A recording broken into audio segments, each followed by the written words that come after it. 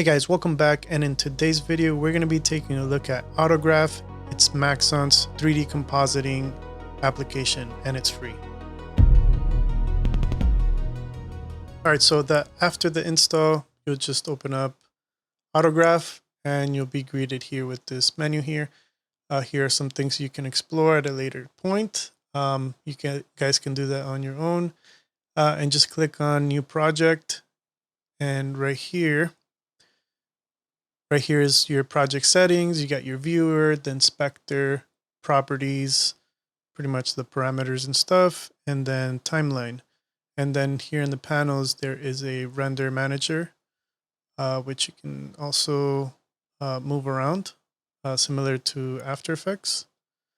And we'll put it there. And then in here is where you can import all your stuff. So if I press Control N, then they'll create the composition for us. We got settings out here on the properties that we can change. We'll just leave that as is. And in here, what I'm going to do is import 2 3D assets that I have, and we'll go from there. And we could go ahead and drag and drop our 3D model. Okay, and right off the bat, we don't see anything. So in our scene, we see here that our object is there. The viewport controls are a little different, than other 3D apps. I use Houdini, so right now I'm using Control and left click to kind of pivot around. And then if you hold Alt, it pans. And if you just kind of scroll, you zoom in and out. You could also pan with the middle mouse as well. So if you do middle mouse to pan and then rotate like that.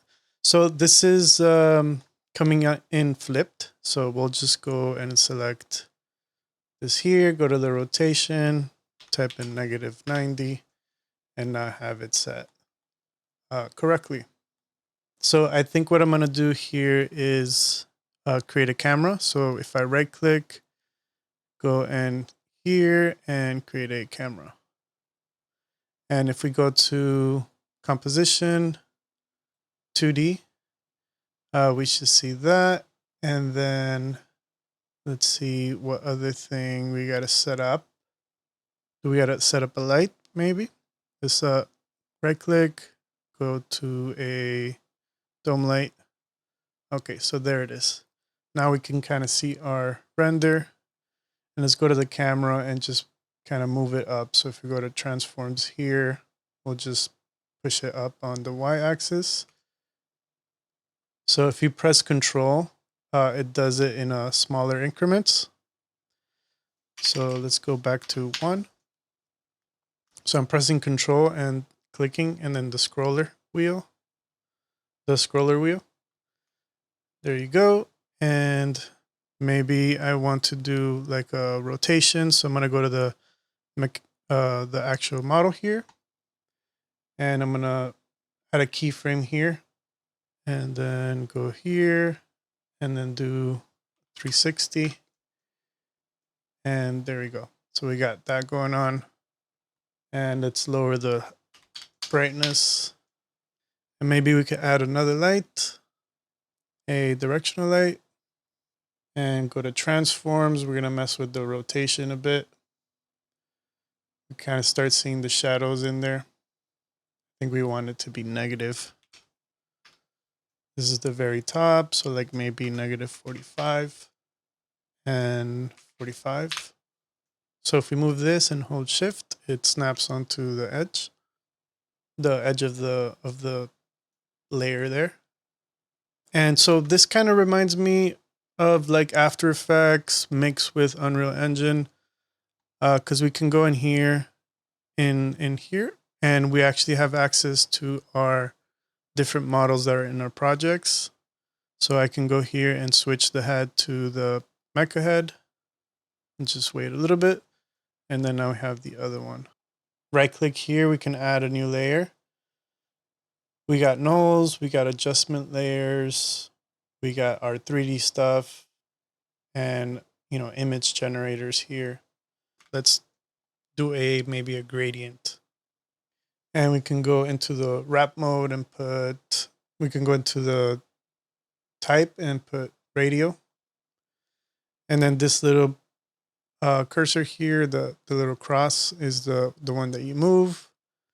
These are the scales, and if you hold control, it kind of does all of them together. So maybe we do something like that. And then we can lower, let's change the gradient to like a darker gray, something like that. And let's bring it down. And maybe we'll just bring down the dome to like maybe 50.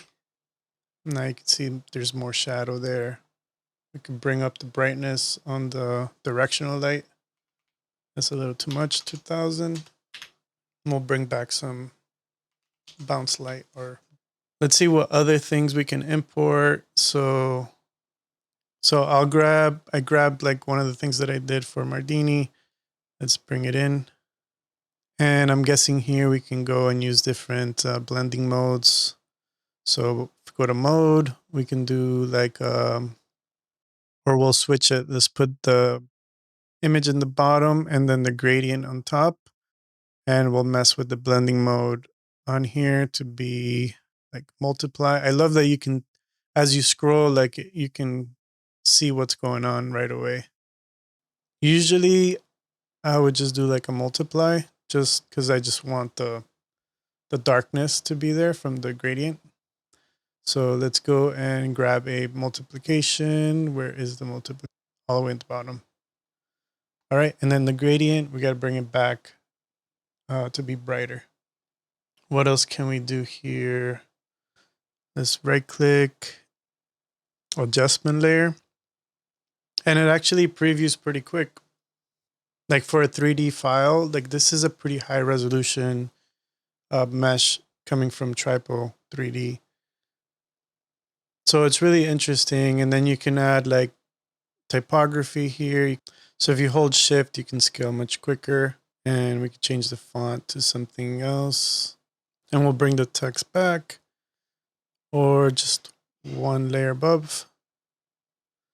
And we can move the position as well. Since this is not a 3D layer, like we can make it into a 3D layer by clicking here. And I can go and just push this up. And it's actually going through the object right now, which is really, really cool. So if let me see, if I click on this and just bring the position, we can extrude the text as well. Let's just extend this here. And if we press U like in After Effects, it opens up the actual keyframes. And here we have like expressions and different things like that. Right here, we can change the frames. So we can go back and change it to this guy, and then we can go and change the text as well. So we can use plain text. So we could change it, and then we could put mech, and I could change the color here to something else. Yeah, I'm not really sure how it's changing it. So I guess in here, right, then press enter or escape, and it should have changed it, but it didn't. It just kind of goes back to what it was. But yeah, there's probably like some bugs and stuff that might need to be ironed out. I'm not sure what the difference is when using plain text or the other one there. Yeah, so I think I broke it. All right, let's do another text file. So just right click here and add a text file. And right now it's in 2D, right? Let's lock in our layers here. Doesn't seem to be a way to lock the 3D layers. Not sure how we can do that. But the text, we can just move it into the position. Or I'm guessing there is probably like a center alignment. I did see some like alignment stuff here, so maybe Okay. I guess I have to click multiple times. Not sure what that's about. And then if I want to use the plain text, then I can go and there it is. And we can just go into the position and just bring it down a bit like that. And I could turn it into 3D and we'll have to move it again. So let's move it again. You can see it's going through the actual object, which is actually pretty cool. So if you do like compositing in 3D, you could bring in your 3D scene and composite it. So if you have like fire or things like that, that can probably go behind it. All right, let's turn off that layer and we can get the gradient to look darker. And we can get our text to be, or it could be like red. We can use the color picker as well. I did notice that if you try to edit any of the primitives from the actual 3D, it just goes into grayscale. So if I go in here, so if I go to override materials, and if I wanted to change something on the materials, it will kind of make it into grayscale. And I wish it just kept the textures because I just wanted to make it like metallic. So I could put like 0.5 and then have this going on. And can I put this in a blending mode? Yeah, it doesn't seem like we could put in a blending mode. We could create a subcomposition, which is the same thing as After Effects, Control-Shift-C, and create a subcomposition and put mech. So that becomes a subcomposition, and then I can go inside here in our blending mode and put in, I don't know, like another multiply.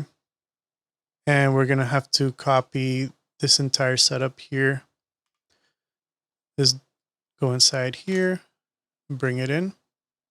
And if we press shift, we can go back to parent. Oh no, so probably not. Let's go back to our regular composition. And oh, we lost the 3D camera. So let's copy the 3D camera, go back to the composition, paste it. There we go. And let's just bring in the text to the back. And we could probably just change the blending mode to something else, like, or just normal, like without it. What's the regular blending mode? Where's normal? Normal. Right here. Normal. I'm not sure why it shifts the layer when we pre-compose it. So I'll just make the text white. So we'll go into text here and make that white. Something like that. Perfect. And then we'll go into, again, we'll go inside the panels, our render view. So we already have a render view here. Oh, it's up here.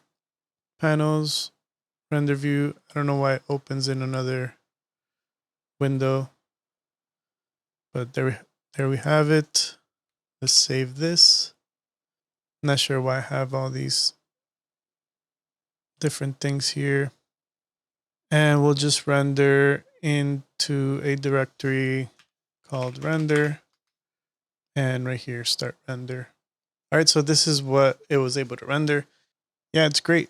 I think I'm going to continue messing around with it and see what I find. And I'll keep you guys posted once I can have something more comprehensive to show.